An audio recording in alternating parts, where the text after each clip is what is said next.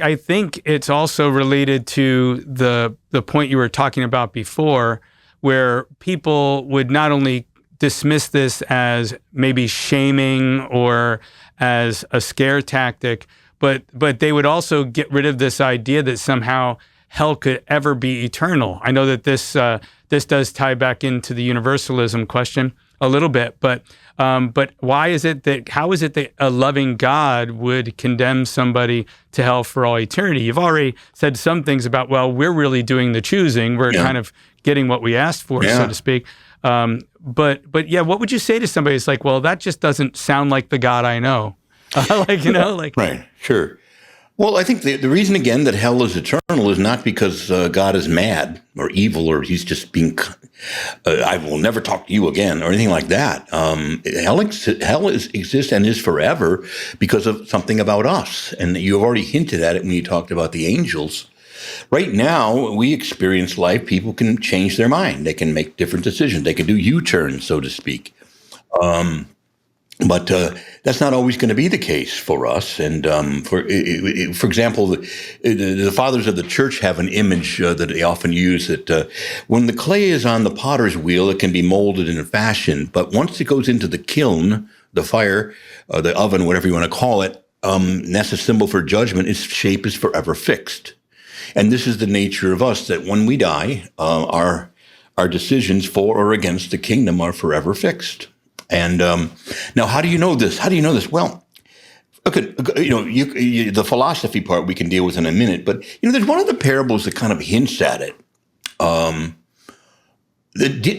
rich man and Lazarus, and so the rich man dies and goes to hell, and he's in torments and these flames, and Lazarus goes to heaven, to the bosom of Abraham, and from his place in the flames, he says, "Father Abraham, I'm in torment down here.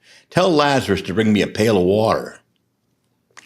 Now, there's a couple of things strange about that. The rich man does not ask to come to heaven. He says, "Send Lazarus to hell with a pail of water for me.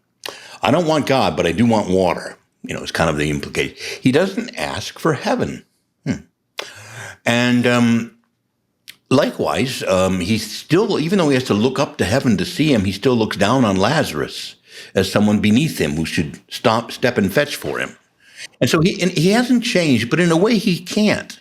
And he sort of admits it when he says, well, all right, at least send them to my brothers so they don't end up in this place. In other words, implying, well, they still can make it out and have a chance, but I know I'm here, And so again, all of these are it's a hint that he's not able to change after he goes to hell. Now, I think philosophically, and you can help me more with this, but think about heaven for a minute.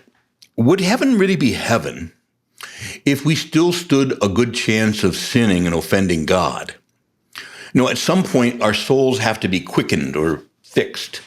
That then we were free of these sinful desires. And it's not that so much that we lose our freedom, but that sin becomes entirely unthinkable for us, just unthinkable. If I were to say, let's go to the local park and eat mud, that doesn't probably tempt you too much. But why don't we feel that way when we say, well, let's go to the local pub and get wasted? Each one of those things should be as horrifying to us as the other. But you see what I'm saying? But eventually, right. I think in heaven, it's not so much that we have totally lost our freedom, but rather that we're our everything we want is fixed on God, and the thought of doing anything fills us with horror. So I think that, how could heaven really be heaven if we still found evil appealing and sins and so on? So if that's the case with heaven, it would also follow that it's the case with hell, that our souls become fixed.